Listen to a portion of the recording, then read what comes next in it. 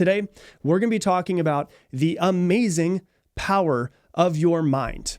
This is the Mindset Mentor podcast. People call me the Mindset Mentor. Obviously, you know I am obsessed with understanding the thing that is in between your ears. I want to know how I work. I want to know my faults. I want to know the traps of my mind. But we're going to talk about how amazingly incredible your mind is today, and how if you can wrangle your mind to do what you want it to do, you can absolutely create the life that you want and everything that you want in your life. And we're going to talk about something that I think is one of the most incredible things that humans rarely ever talk about.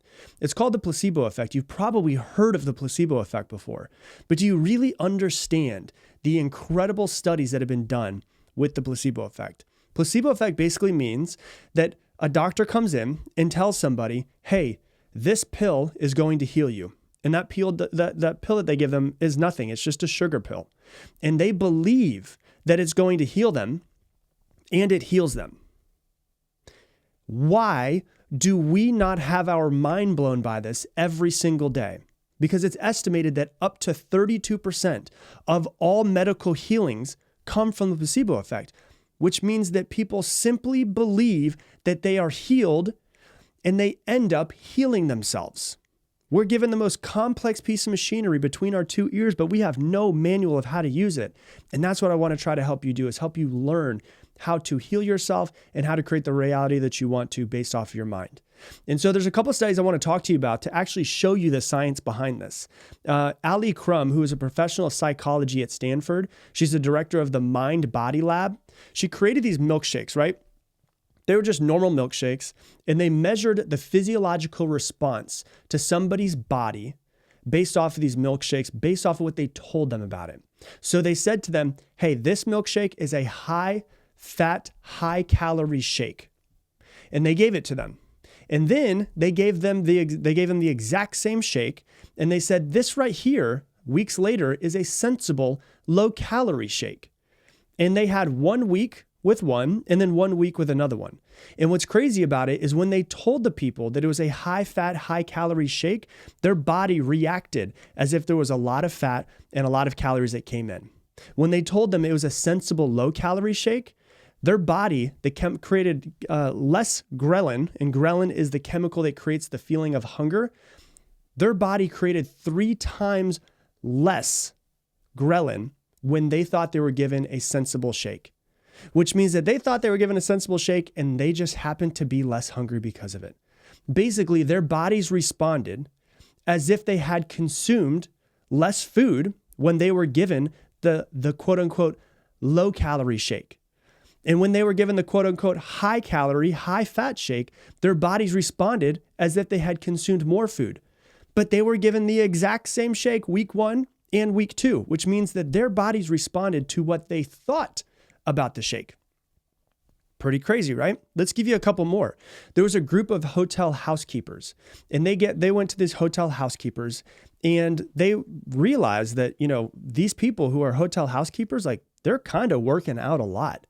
When you look at the Surgeon General, they say that you should have a minimum of 30 minutes of moderate exercise. But when you look at these women who were hotel housekeepers, they found out that they were getting a lot more than the Surgeon General recommended. And so 3 out of 10 of these women actually thought that they work out and take care of themselves. They told half of them that their work was incredible for their bodies, and that they were consuming and not consuming, they were burning more calories at their job than the average person does every single day. And those women and men, so the housekeepers, men and women, they told them that, hey, you're actually going to be losing weight by having this job and by working this job. And then half of them, they didn't tell them anything. The half that they said, hey, you're actually burning more calories than the average person, the ones that thought they were burning more calories ended up losing weight, and they decreased their blood pressure by, on average, 10 points because they simply believed that their work was good for their bodies.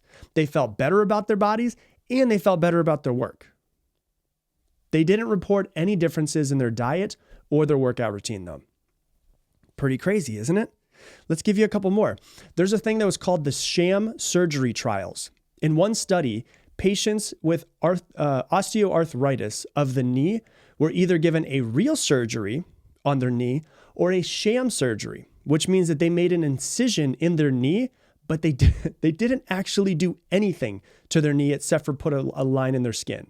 So no actual surgical procedure was performed. Many of those people who received the sham surgery reported improvements in pain and functional, which was comparable to the people who actually underwent the real surgery. So they saw a line in their leg and went, I've gotten the surgery. They must have fixed my knee. And when they think their knee is fixed, guess what's crazy? The knee actually started to fix itself. Okay, the last study I'm going to tell you about this as well was around IBS, irritable bowel syndrome. So there was a study that was conducted by the Harvard Medical School, and they involved these patients with IBS. Some of them were given no treatment, while others were given the placebo pills, and the doctors were openly telling them that they were sugar pills and they were no active ingredient. So some of them were like, hey, we're giving you the placebo effect. We're giving you a sugar pill. We're just going to see what happens. Some of them were given this pill and said, hey, listen, this pill is going to help you out with your IBS. The group that took the placebo and thought to themselves, this is actually going to help my IBS, reported twice the rate of symptom relief compared to the other treatment, the quote unquote no treatment group, which means that these people thought that this pill was going to help their IBS. And guess what?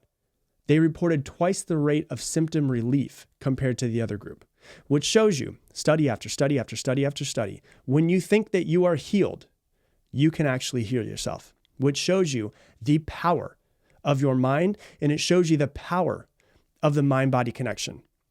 Now, then you got to start to ask yourself, if somebody believes that they are healed and they heal themselves, could it also work the exact opposite way, where someone thinks they're sick, and because they think they're sick, they make themselves more sick? And the answer is yes. That's called the nocebo effect. When people were told about the negative side effects, they're more likely to experience those negative side effects. People who thought they had a fever had a 3-degree jump in their body temperature when they were told by doctors that they had a fever, even though they didn't. So a doctor said, hey, you have a fever, and their body temperature actually went up 3 degrees. So when sometimes people think they're getting sick, it can actually create that physiological symptoms inside of your body. There's been studies on headaches, exactly the same, where there were experiments that they did where participants were warned that they might have headaches as a result to high Wi-Fi and mobile signals in the area, which were not true. But they said, hey, in this room, there's a lot of Wi-Fi, there's a lot of phone signals, you might just get a headache. The participants who were told that were more likely to report that they had headaches than the people who weren't given those warnings. They thought they would get a headache. Guess what? They got a headache. Damn, this is pretty crazy. Hey, Rob, are there any other studies on this? Absolutely. Let me tell you one more. One more study is withdrawal symptoms in quote unquote decaffeinated coffee drinkers. And so they took regular coffee drinkers, and most people know that when you stop drinking coffee, you're supposed to have withdrawal symptoms. So they took regular coffee drinkers and they were given their regular morning coffee, but were falsely told that they were drinking decaffeinated coffee. And a very large number of those people developed their own withdrawal symptoms, such as headaches, simply due to the expectation that they had decaffeinated. But the crazy part about it was they were given their regular morning coffee, which shows you can make yourself healthy. You can also make yourself sick. Now, in this podcast, I'm not trying to say don't go to a medical doctor. I'm not trying to say anything bad about the health industry, any of that stuff. I'm just trying to make you understand that there's a really, really strong connection to what you think, to what your body actually does. And maybe, just maybe, we're making ourselves sicker. And maybe, just maybe, we're holding ourselves back based off of what we actually think about ourselves. And there's more data on the placebo effect than any other drug that's ever been created in the world, because the placebo effect is required in all drug studies. People think they're healed, and they're healed. How fucking crazy is that? What does this show you? It shows you that what you think actually changes everything in your life. It's not necessarily the circumstances of your life. It's not the circumstances of how you were raised, where you come from, what your body looks like, who you surround yourself. It's not just the circumstances about you. It's more about what you think of yourself. It's like the story, the parable of there's two different twins, and they go up to one of the twins, and they were raised with an alcoholic father, and they go up to one of them who's an alcoholic later on in life, and they say, "Hey, why are you an alcoholic?" And the alcoholic one says, "I'm an alcoholic because my father was an alcoholic." And they go up to the other one who's a successful CEO, and they say, "Hey, why are you a successful CEO? Why are you not an alcoholic like your father?" And he says, "I'm not an alcoholic because my father was an alcoholic." Those twins had the exact same life, the exact same upbringing, the exact same father. But what they thought about their father, what they thought about their circumstances, and what they thought about how they were raised changed what they actually do with their life. And I can relate to this because my mom's biggest fear in the world is that I'm going to be an alcoholic, because my father was an alcoholic and passed away when I was 15 from liver failure from alcohol. So my mom's biggest fear is that I'm going to be an alcoholic. But I know with every single cell in my body, there's no universe that I could possibly live in where I am going to be an alcoholic. And I've made that decision.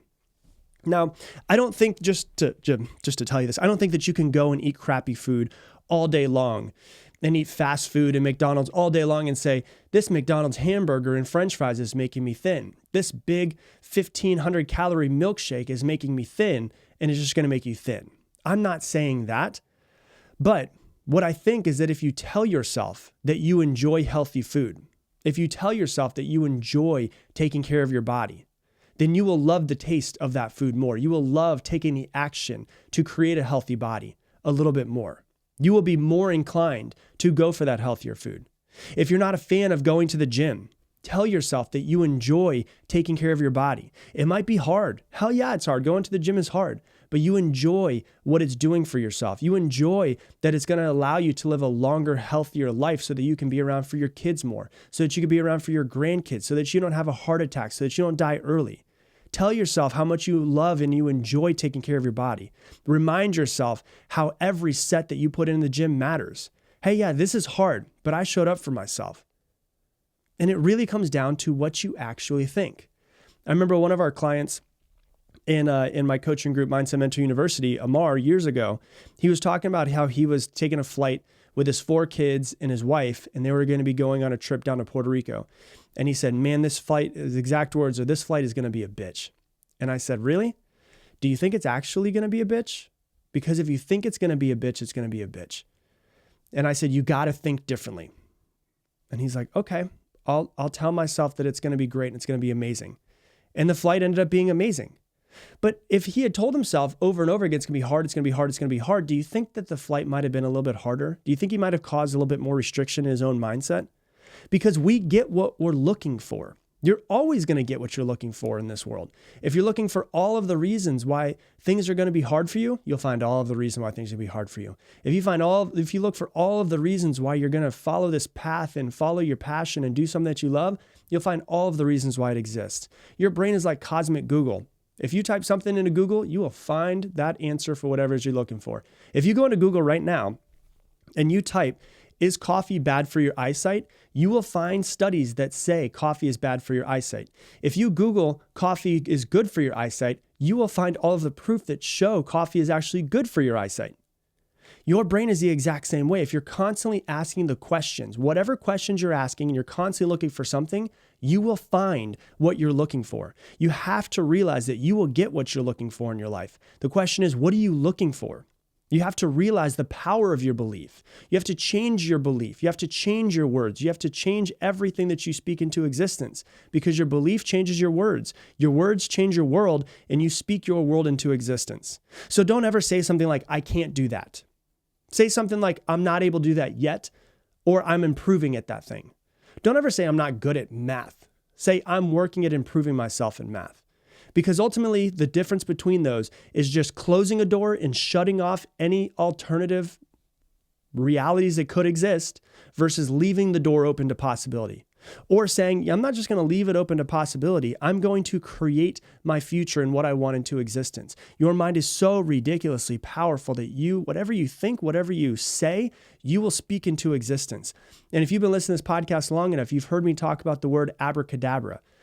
I always thought that abracadabra up until about 3 years ago was just like the phrase that a magician said right before they took a rabbit out of a hat. But if you look at the actual word abracadabra, it is a Hebrew word that means as I speak, I create. As I speak words into reality, I create that reality. Now you got to ask yourself, what is a thought? A thought is just speaking in your own head, isn't it? So as you think, you also create. The question is, what are you speaking into reality? What are you thinking into reality? Because you're going to create that thing. Your mind is so ridiculously powerful. You have to understand that. You will create the reality that you are thinking about most in your life. You create your reality. And in order to succeed, you must first believe you can succeed. And not just like, hey, I believe I can succeed, but I'm going to get all 40, 50 trillion of my cells to believe that what I want is actually possible. There are incredible medical healings that have happened because of the placebo effect. There's also incredible things that people have done to themselves in a negative way because of the nocebo effect. And so what I really want you to get from this podcast episode is the power of your own mind. What are you thinking? What are you saying? And if those don't line up with the reality that you're trying to create in your life, you have to change them. And that's what it comes down to. So that's what I got for you for today's episode. If you love this episode, please do me a favor. Share it on your Instagram stories and tag me at Rob Dial Jr. Once again, it is ROBDIALJR. And if you have any episodes you want me to cover in the future, send me a DM on Instagram and say, hey, Rob, it'd be really cool if you could talk about this. I can't guarantee that I'm going to be able to talk about whatever it is that you send me a message about, but just maybe, and I've done it many times before, just maybe, I'm going to get a message from somebody and say, hey, that's a really great episode. I'm going to create an episode on that. I've done it many times before. So if you want to give me some suggestions, send me a DM. That's what I check the most in the way I communicate with followers. Once again, is Rob Dial Jr., ROBDIALJR. And with that, I'm going to leave you the same way I leave you every single episode. Make it your mission, make somebody else's day better. I appreciate you, and I hope that you have an amazing, amazing day.